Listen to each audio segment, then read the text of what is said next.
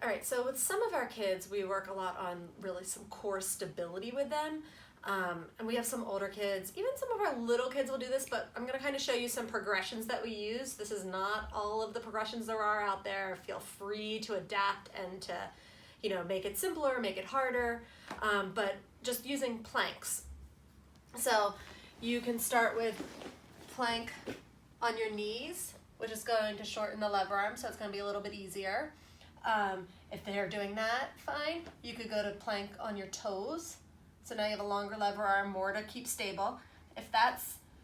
If you're kind of somewhere in between, you could do planks and just looking at on your knees and just looking at moving.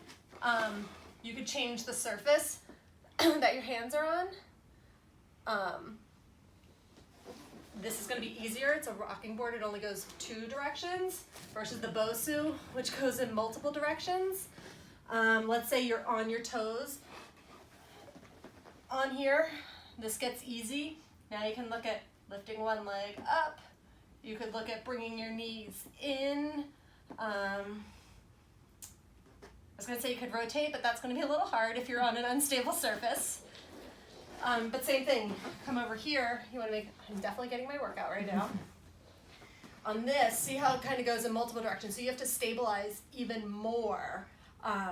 So you could just do holding one leg up. You could kind of do stepping. You could alternate the legs that you're bringing in. You could bring your legs out to the side. You could go across. Whew, hold on, I gotta catch my breath. And my abs need a little bit of a rest. But again, knees are easier, toes are harder, stable surfaces are easier, unstable surfaces are harder. The more degrees of motion, the harder it's going to be. Lifting and holding something is going to be a little bit easier to keep stability than continuous movement.